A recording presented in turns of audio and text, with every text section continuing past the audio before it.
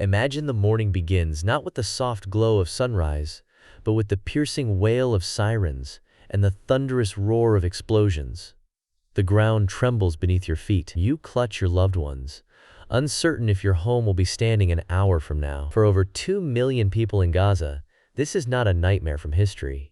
It is their everyday reality. The world is watching in horror and confusion, asking, can this endless cycle of conflict, loss, and despair ever be broken? Or is Gaza doomed to remain a flashpoint for tragedy, generation after generation? To grasp how Gaza reached this boiling point, we must unravel a story stretching back nearly a century. After the Arab-Israeli War in the year 1948, hundreds of thousands of Palestinians fled or were expelled from their homes, with many finding refuge in the narrow strip of land known as Gaza. For roughly 2 decades, Gaza was governed by Egypt. Then, in the Six-Day War of the year 1967, Israel seized the territory, bringing it under military occupation. The decades that followed were marked by turmoil, uprisings, failed peace talks, and shifting alliances. In the year 2005, Israel withdrew its settlers and military forces from Gaza. To outsiders, this looked like a step towards peace, yet the reality on the ground was far more complicated. Israel retained strict control over Gaza's borders, airspace, and sea access, while allowing only limited goods and people to pass in and out. The following year, the militant group Hamas won Palestinian legislative elections, and by 2007, it had established full control over Gaza. That triggered a blockade imposed by both Israel and Egypt, a measure widely condemned by human rights groups as collective punishment. This blockade, now approaching 2 decades in duration, has devastated Gaza's economy, stifled opportunity, and left its young population with little hope for the future. The blockade's effects are visible in every corner of daily life. Unemployment rates have soared to among the highest in the world, with over half the adult population jobless and youth unemployment exceeding 70% by some estimates. Essential infrastructure, from water treatment plants to hospitals, has crumbled under repeated bombardments and chronic shortages. Electricity is rationed, often available for only a few hours each day. Families crowd into makeshift shelters as apartment buildings are destroyed by airstrikes. Sewage spills into the sea, contaminating drinking water and threatening public health. An entire generation of children has grown up knowing nothing but conflict, uncertainty, and deprivation. International law still regards Gaza as occupied territory, meaning Israel bears ultimate responsibility for the well-being of its civilians. But as United Nations humanitarian coordinator Lynn Hastings laments, the situation in Gaza is beyond catastrophic. We are failing the people there. Aid agencies, including the United Nations Relief and Works Agency for Palestine Refugees and the International Committee of the Red Cross, warn that humanitarian efforts are repeatedly hampered by closed crossings, security risks, and lack of funding. Fast forward to July of the year 2025. The situation has reached an acute crisis point. Israeli airstrikes have intensified over recent weeks. In response to renewed rocket fire from Gaza and reports of weapons caches hidden in civilian areas, including, shockingly, inside United Nations-run schools. In the first 9 days of July alone, hundreds of Palestinians, including scores of children, have lost their lives.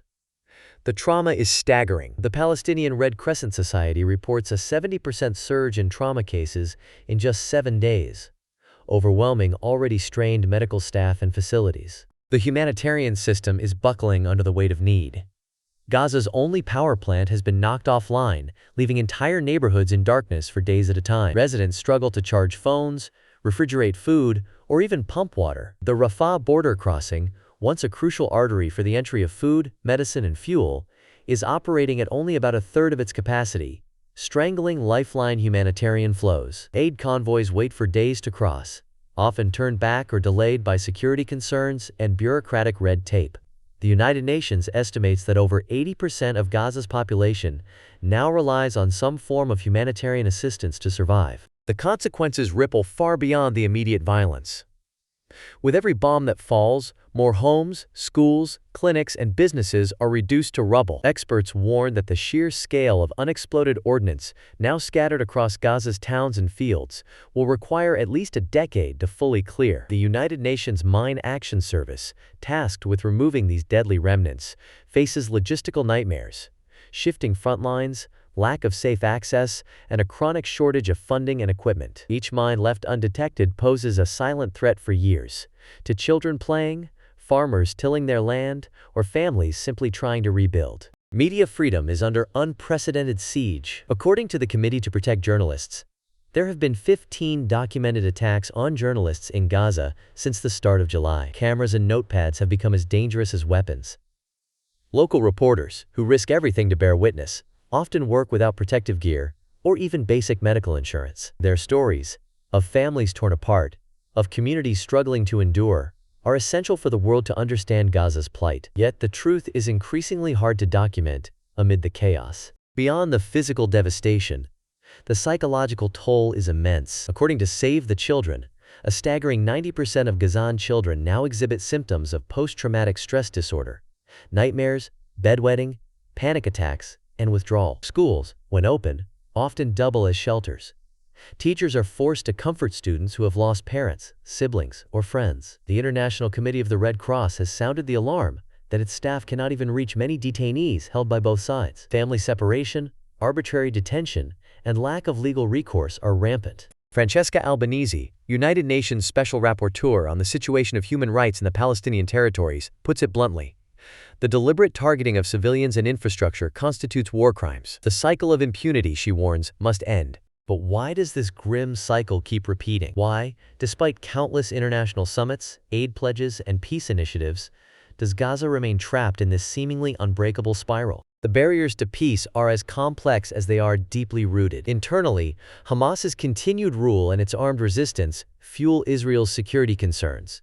Just as Israeli military operations sustain support from militant groups within Gaza, creating a feedback loop of mistrust and escalation. Externally, regional powers, from Egypt to Iran, from Turkey to Saudi Arabia, jostle for influence, sometimes providing economic aid, sometimes arming factions, or pushing their own agendas. International players, including the United States, the European Union, and Russia, issue statements, send envoys, and occasionally broker ceasefires, but rarely commit to the sustained pressure or creative diplomacy needed for lasting change. Take, for example, the recent emergency session of the United Nations Security Council on July 9, 2025. Despite impassioned speeches and calls for restraint, the Council failed to reach consensus on a binding resolution. Some member states, wary of antagonizing key allies or upsetting regional balances, opted for carefully worded statements rather than decisive action. As a result, meaningful intervention was postponed, and the violence continued. Meanwhile, foreign aid, though vital, often acts as a bandage on a gaping wound. The European Union's pledge of over 80 million euros in fresh humanitarian assistance this year sounds impressive, but it barely scratches the surface of Gaza's needs. Decades of economic isolation, coupled with periodic wars, have left basic infrastructure in ruins. Hospitals lack medicines, doctors, and equipment. Water and electricity networks are patched together with donated parts. Many families depend on food parcels, emergency cash, or temporary work programs just to survive. International agencies warn that without a fundamental change in approach, aid alone cannot prevent Gaza's slide into deeper crisis. The psychological impact is just as profound, and perhaps even more enduring. Martin Griffiths, United Nations Under-Secretary General for Humanitarian Affairs, emphasizes, "We need a fundamental shift in approach to address the root causes of this conflict. Without hope, without a sense that tomorrow might be better, despair sets in." Mental health professionals report rising cases of depression, anxiety, and suicidal thoughts, especially among youth. Many children speak of dreams not of success or peace, but simply of survival, making it through another night, another week, another year. So is the world truly powerless to change Gaza's fate? Or could there be a path, one forged through technology, diplomacy, or perhaps entirely new thinking, that offers real opportunity and dignity to those trapped in this endless crisis?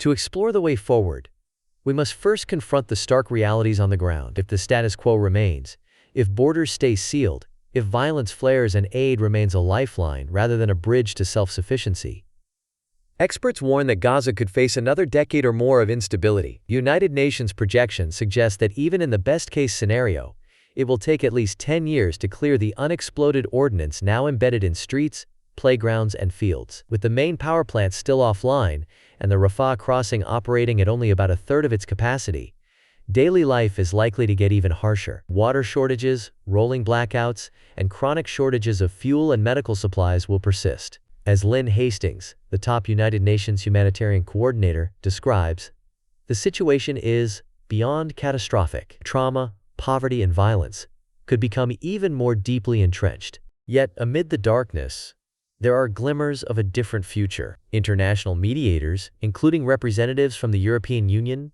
the United States, and the United Nations, are quietly pushing for a new approach. One that goes beyond temporary ceasefires to address the roots of the conflict. The European Union's new aid package, totaling over €80 million, is being tied to broader reforms, support for education, renewable energy, and job creation. Some experts, including Martin Griffiths, believe that innovative diplomacy, not just traditional state-to-state negotiations, but also grassroots engagement and digital mediation, could unlock a breakthrough. Technology, if given a chance, could be transformative. Imagine a scenario where borders open, even partially, to allow for large-scale reconstruction. Renewable energy projects, like solar and wind farms, could provide employment for tens of thousands of young Gazans, reducing dependence on costly imported fuel and cutting greenhouse gas emissions. Remote learning platforms could connect students to the world, even when schools are closed or damaged. Telemedicine could link local doctors with specialists abroad, while digital cash transfers could put aid directly into the hands of families, bypassing middlemen and corruption. Drones and satellite imagery could help map out and clear dangerous minefields, making farmland usable again and reducing the risk of civilian casualties. There are precedents for this kind of technological leapfrog. In Rwanda, for example, drones now deliver blood and medicine to remote villages, saving countless lives. In South Korea, post-war reconstruction was turbocharged by investments in education and digital infrastructure, transforming a war-torn peninsula into a technological powerhouse within a generation. In both cases, international cooperation, targeted investment, and visionary leadership made the difference. Could Gaza, with the right support, follow a similar path? But here's the catch. None of these advances can take root unless the blockade is eased and the violence stops. As Kenneth Roth of Human Rights Watch insists, the blockade of Gaza is a form of collective punishment and must be lifted. Only then can ordinary Gazans rebuild their lives, pursue education, start businesses, and participate in the global economy. The stakes are unimaginably high. Inaction is not neutral. It is a choice with devastating consequences. If escalation continues, the region faces the risk of total collapse of governance. Humanitarian agencies may be forced to withdraw, leaving more than 2 million civilians with no protection at all. A breakdown in public order could trigger mass displacement, with refugees fleeing into Egypt or seeking perilous routes across the Mediterranean. Instability in Gaza could spill over into neighboring countries, destabilizing an already volatile region and providing fertile ground for extremist groups to recruit new followers. So why does this matter to you, wherever you are in the world? Gaza's fate is a stark reminder that in our interconnected age, humanitarian crises do not respect borders. Displacement, instability, and extremism can have ripple effects, fueling migration, political polarization, and insecurity far beyond the Middle East. The policies and technologies tested in Gaza today, whether they bring relief or more hardship, could shape how the world responds to similar emergencies elsewhere, from Myanmar to Ukraine, from Yemen to Sudan. Furthermore, Gaza's crisis challenges us to consider the power of ordinary people. Advocacy, even from afar, can push leaders to adopt smarter diplomatic strategies and direct aid where it is needed most. Sharing credible information, supporting humanitarian organizations, raising awareness in your own community. These acts help pierce the fog of indifference and bring the world's attention to people who might otherwise be forgotten. Most of all, Gaza's struggle compels us to rethink what is possible.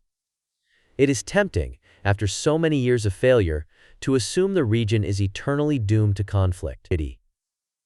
But history teaches that change often begins in the darkest moments. South Africa's apartheid regime once seemed unbreakable, until international pressure and local activism forced a negotiated transition. Northern Ireland endured decades of sectarian violence before courageous compromise led to the Good Friday Agreement. In Colombia, a seemingly endless civil war was brought to a close through a combination of international mediation and grassroots peacebuilding. Each of these cases shows that when technology, diplomacy, and a shared commitment to justice come together, even the most entrenched conflicts can move toward resolution. Is there a realistic path to hope for Gaza?